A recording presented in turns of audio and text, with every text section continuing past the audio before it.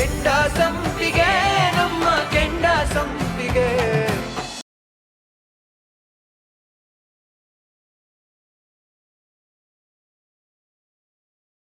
ನನ್ನ ತಮ್ಮನ ವಹಿಸ್ಕಣೋ ನಿನಗೆ.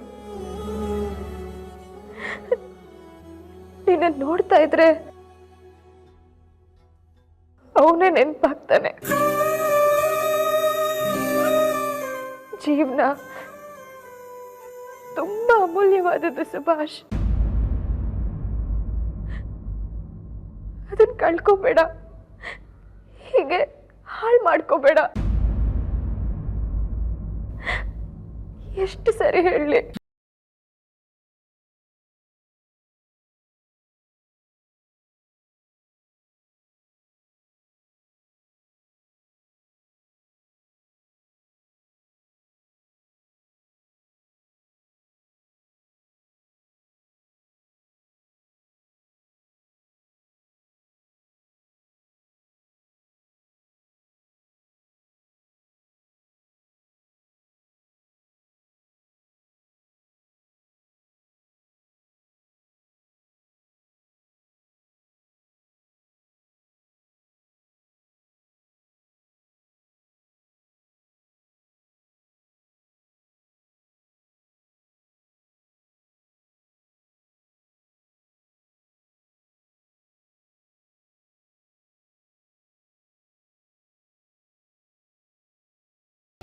ನೋಡಪ್ಪ, ಓಟಿಗೋಸ್ಕರ ನೋಟ್ ಕೊಡೋದು ನಮ್ಮ ಸಾಹೇಬ್ರು ಜಾಯ್ಮಂದಾಗ ಬಂದಿಲ್ಲ. ಅವ್ರೇನಿದ್ರು ಮನಸ್ಸು ಬುದ್ಧಿ ಇವೆರಡು ಜೊತೆನೇ ಆಟ ಆಡೋದು. ಇನ್ನೊಂದು ಗೊತ್ತಾ, ಎಲೆಕ್ಷನಿಗೆ ₹1 ಚೆಲ್ಲಂಗಿಲ್ಲ. ಓಟಿನ ಮಳೆನೇ ಸುರಿಸ್ಕೋತಾರ ಅವರು. ಅಂತ ಚಾಲಕಿ ಅದಾರ ಅವರು. MLA ಆಗ್ಬೇಕಂದ್ರೆ ತಮ್ಮನ್ ತಾವ ಪಣಕ್ಕೆ ಇಟ್ಕೊಂಡ್ರ ಅವರು. ಓ ಸಮನಕ್ಕ, ಅಗ್ರಕ ಯಾಕೆ ಏನಾಯ್ತು? ನನ್ನ ಸಾಹೇಬ್ರ ಹತ್ರ ಮಾತಾಡ್ಬೇಕು. ಅಯ್ಯ, ಅವ್ರು ಅರ್ಜೆಂಟ್ ಮೀಟಿಂಗ್ನಾಗ ಅದಾರ, ಯಾರನ್ನೂ ಮಾತಾಡ್ಸಂಗಿಲ್ಲ. ಈಗ ಡಿಸ್ಟರ್ಬ್ ಮಾಡ್ಬಿಡವತ್ತ. ಅಣ್ಣ, ಮೀಟಿಂಗ್ ಕತೆ ಹಂಗಿರ್ಲಿ, ನಾನು ತುಂಬಾ ಮುಖ್ಯವಾದ ವಿಷಯ ಹೇಳ್ಬೇಕು. ಅಯ್ಯೋ ಮೇಡಮ್, ಇಲ್ಲಿ ಕೇಳ್ರಿ, ನನ್ನ ಮಾತು ಕೇಳ್ರಿ. ಸಾಹೇಬ್ರೆ, ಸುಮ್ಮನವ್ರೆ, ಒಂದು ಇಂಪಾರ್ಟೆಂಟ್ ಮೀಟಿಂಗ್ ನಡೀತಾ ಇದೆ. ನೀವೊಂದು ಅರ್ಧ ಗಂಟೆ ಆಚೆ ಇರಿ ಪ್ಲೀಸ್. ನನಗೆ ಕ್ಷಮಿಸ್ಬಿಡಿ. ನನ್ನ ಸಾಹೇಬ್ರ ಹತ್ರ ಒಂದು 5 ನಿಮಿಷ ನಮ್ಮ ಮನೆಯವ್ರ ಬಗ್ಗೆ ಮಾತಾಡಬೇಕು. ನೀವೇನು ಅನ್ಕೊಳ್ಳಿಲ್ಲ ಅಂದ್ರೆ.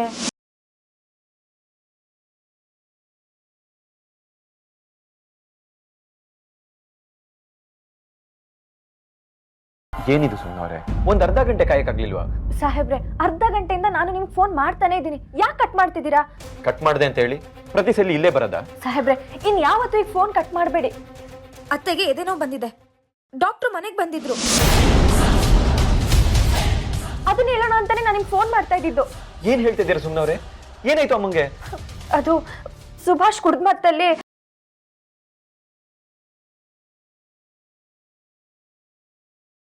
ಒಂದು ಮಿತಿ ಮೀರ್ಬಿಟ್ನ ಅವನು. ಅಮ್ಮನ ಮೇಲೇನೆ ಕೈ ಮಾಡೋಷ್ಟು. ಅವನ್ ಕೈ ಮುರಿದೆ ಹೋದ್ರೆ.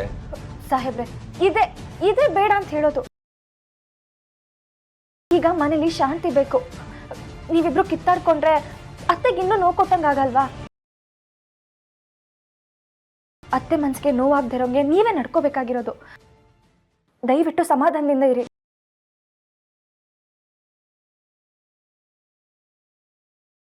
ನೀವು ಎಲೆಕ್ಷನ್ ಪ್ರಚಾರದ ಕಡೆ ಗಮನ ಕೊಡ್ಬೇಕು.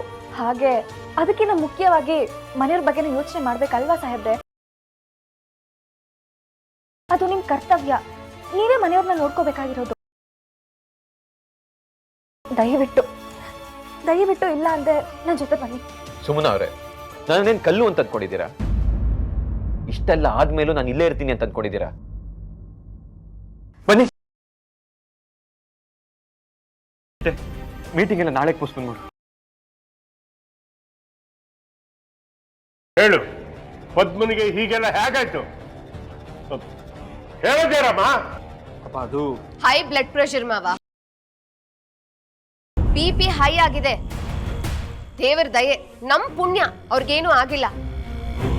ಇದೆಲ್ಲ ಆಗಿದ್ದ ಹುಡುಗಿಯಿಂದಾನೆ ಮಾವ. ಅವಳಿಂದ ಪದ್ಮನಿಗೆ ಏನಾಯ್ತು ಅದನ್ನ ಹೇಳು. ಸುಭಾಷ್ಗೆ ಅವಳು ಕಂಡ್ರೆ ಆಗೋದಿಲ್ಲ. ಈಗ್ಲೂ ಆಗ್ಲೂ ಮನ್ಸಿಗೆ ನೋವಾದಾಗ ಕುಡ್ಕೊಂಡ್ ಬರ್ತಿದ್ದ, ಆದ್ರೆ ಯಾವತ್ತೂ ಗಲಾಟೆ ಮಾಡ್ತಿರ್ಲಿಲ್ಲ. ಆದ್ರೆ ಈಗೇನಾಗ್ತಿದೆ, ಅವಳು ನೋಡಿದ್ರೆ ಸಾಕು ಕೆಂಡ ಕಾರ್ತಾನೆ. ಮನೆಗ್ ಬರ್ಬೇಕಲ್ಲ, ಅವಳ ಮುಖ ನೋಡ್ಬೇಕಲ್ಲ ಅಂತ ಪ್ರತಿ ದಿವ್ಸ ಕುಡ್ಕೊಂಡ್ ಬರ್ತಿದ್ದಾನೆ ಮಾವ. ಇವತ್ತು ಹಾಗೆ ಕುಡ್ಕೊಂಡ್ ಬಂದಿದ್ದ. ನಾನ್ ಅತ್ತೆಗೆ ಎಷ್ಟೋ ಹೇಳ್ದೆ ಮಾತಾಡ್ಬೇಡಿ ಅಂತ, ಆದ್ರೆ ಅವ್ರು ನನ್ ಮಾತೇ ಕೇಳಲಿಲ್ಲ. ಮೇಲಿನ ಮೇಲೆ ಅವನಿಗೆ ಅವಮಾನ ಮಾಡೋದು. ಅವನು ಬಿಸಿ ರಕ್ತ, ಅವನು ಬರ್ಸ್ಟ್ ಔಟ್ ಆದ. ಇದಕ್ಕೆಲ್ಲ ಒಂದ್ ಮೂಲ ಕಾರಣ ಅಂತ ಇದ್ದೇ ಇರುತ್ತಲ್ಲ ಮಾವ. ಅದೇ ಯಾರದು ಅಂತ. ಇನ್ಯಾರು? ಆ ಹೂ ಮಾರೋಳು. ಇದಕ್ಕೊಂದು ಸರಿಯಾದ ವ್ಯವಸ್ಥೆ ಮಾಡಲೇಬೇಕು. ಅದಕ್ಕೆ ಮುಂಚೆ ನಾನು ಪದ್ಮನ ಹತ್ರ ಮಾತಾಡಬೇಕು.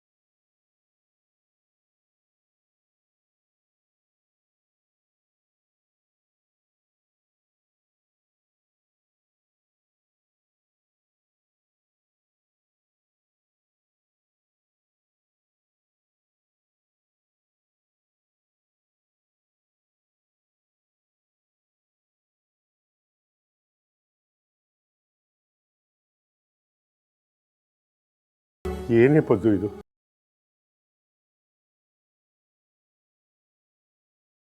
ಇಷ್ಟು ವರ್ಷದಲ್ಲಿ ಒಂದು ದಿವ್ಸಕ್ಕಾದ್ರೂ ಕೆಮ್ಮು ನೆಗಡಿ ಜ್ವರ ಅಂತ ಒಂದು ದಿವಸನೂ ಹಾಸಿಗೆ ಮೇಲೆ ಮಲಗ್ದೋಳಲ್ಲ.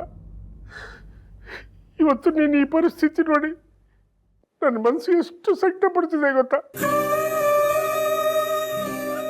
ಅವನು ಹಾಳಾದವನು, ಕುಡ್ಕ, ಹಾಳಾಗೋಗ್ಲಿ ಅಂತ ಬಿಟ್ಬಿಡ್ಬೇಕಾಗಿತ್ತು. ನೀನ್ಯಾಕೆ ಅವನ ಹತ್ರ ವಾಗ್ವಾದ ಮಾಡಕ್ ಹೋಗಿದೆ? ಹಾ, ಮಾಮೂಲಿ ದಿನ ಆಗಿದ್ದಿದ್ರೆ ನಾನು ತಲೆ ಕೆಡಿಸ್ಕೊತಿರ್ಲಿಲ್ಲ ರೀ, ಸುಮ್ಮನಾಗ್ಬಿಡ್ತಿದ್ದೆ. ಆದ್ರೆ ಇವತ್ತು ಅವ್ನು ಕುಡ್ದು ಏನ್ ಮಾಡಿದಾನೆ ಗೊತ್ತಾ? ಏನ್ ಮಾಡ್ದ?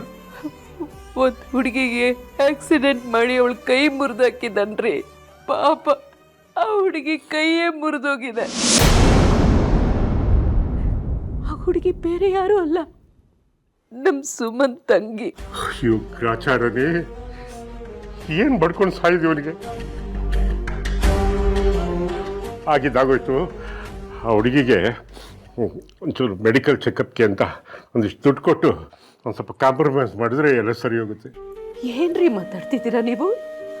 ತಪ್ಪು ಮಾಡಿರೋ ಮಗನ್ನ ತಿದ್ದಿ ಬುದ್ಧಿ ಹೇಳ್ತೀನಿ ಅನ್ನೋದು ಬಿಟ್ಟು ನೊಂದಿರೋ ಕುಟುಂಬಕ್ಕೆ ಪರಿಹಾರ ಕೊಡ್ತೀನಿ ಅಂತ ಹೇಳ್ತಾ ಇದ್ದೀರಲ್ಲ, ಬೀಗರ್ನ ದುಡ್ಡಲ್ಲಿ ಅಳ್ಳಿತೀರೇನ್ರಿ ನೀವು? ನೀನು ಯಾಕೆ ಅರ್ಥ ಮಾಡ್ಕೊತಾ ಇಲ್ಲ? ಅದು ನಾಯಿ ಬುದ್ಧಿದು.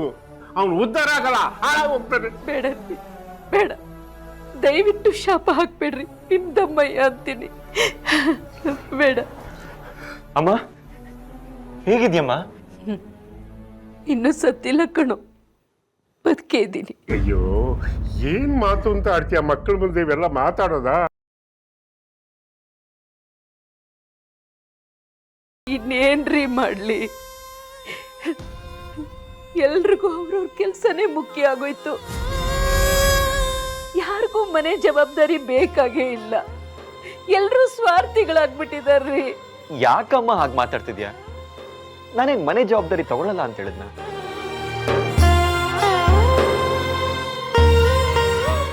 ಎಲೆಕ್ಷನ್ ಕೆಲಸ ನೆತ್ತಿ ಮೇಲಿದೆ, ಆ ಕಡೆನೂ ಗಮನ ಕೊಡ್ಬೇಕಲ್ವಾ? ಆ ಓಡಾಟದಲ್ಲಿ ಮನೆ ಕಡೆ ಗಮನ ಕೊಡಕ್ಕಾಗಿಲ್ಲ ಅಷ್ಟೇ. ನೀನ್ ಮನೆ ಕಡೆ ಜವಾಬ್ದಾರಿ ತೋರ್ಸೋ ಅಷ್ಟೊತ್ತಿಗೆ ಈ ಮನೇಲಿ ಏನೇನ್ ಅನಾಹುತ ಆಗುತ್ತೋ ಏನೋ. ಅತ್ತೆ, ನೀವೇನು ತಲೆ ಕೆಡ್ಸ್ಕೋಬೇಡಿ. ಸಾಹೇಬ್ರು ಇನ್ಮೇಲೆ ಹೋಟ್ಲಿಗೆ ಹೋಗಲ್ವಂತೆ, ಮನೇಲಿ ಇದ್ಕೊಂಡೆ ಎಲ್ಲ ಕೆಲಸ ನೋಡ್ಕೋತಾರಂತೆ.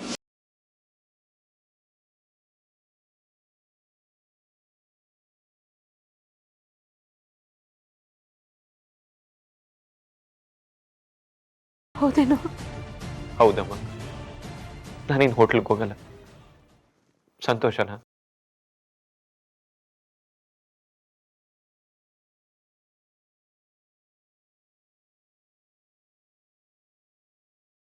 ಈಗ ಸಮಾಧಾನ ಆಯ್ತಾ ನಿನ್ಗೆ? ನಾನು ಯಾವುದೇ ಕಾರಣಕ್ಕೆ ಹೋಟ್ಲಿಗೆ ಹೋಗಲ್ಲ, ಮನೇಲಿ ಎಲ್ಲ ಕೆಲಸ ಮಾಡ್ಕೋತೀನಿ ಅಂತ ಹೇಳ್ತೇನೆ. ನೀನು ರೆಸ್ಟ್ ತಗೋ, ಚಿಂತೆ ಮಾಡ್ಬೇಡ.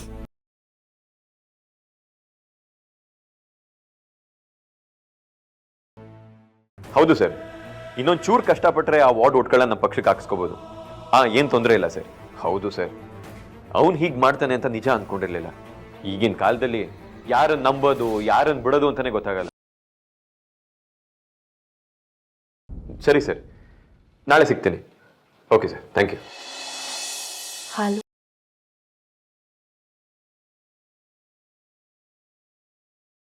ಸಾಹೇಬ್ರೆ, ನನ್ನ ಮೇಲೆ ಏನಾದರೂ ಬೇಜಾರಾ? ಯಾಕೆ? ಏನಿಲ್ಲ, ನಿಮ್ಮ ಒಪ್ಪಿಗೆ ಇಲ್ಲದೆ ಅವ್ರ ಮುಂದೆ ಹೋಟ್ಲಿಗೆ ಹೋಗಲ್ಲ, ಮನೇಲೇ ಇರ್ತಾರೆ ಅಂತ ಹೇಳಿದ್ನಲ್ಲ, ಅದಕ್ಕೆ. 50-50.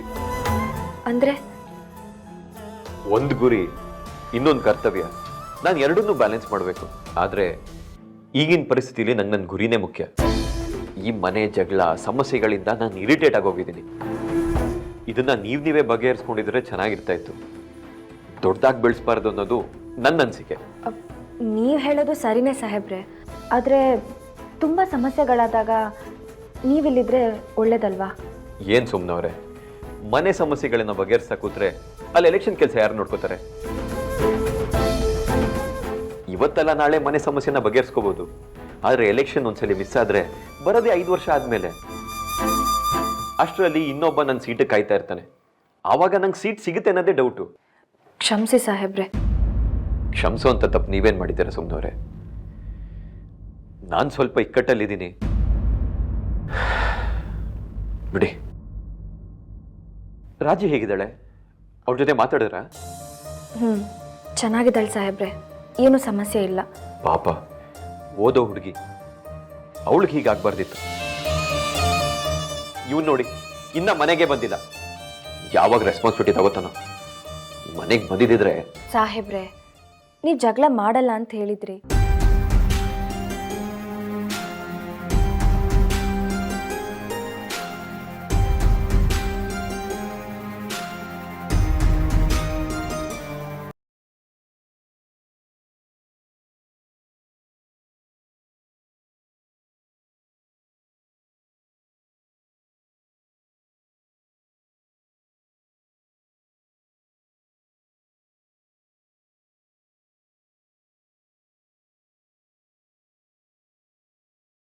ಸಾಹೇಬ್ರೆ, ನನಗೆ ತಾಳಿ ಕಟ್ಟಿ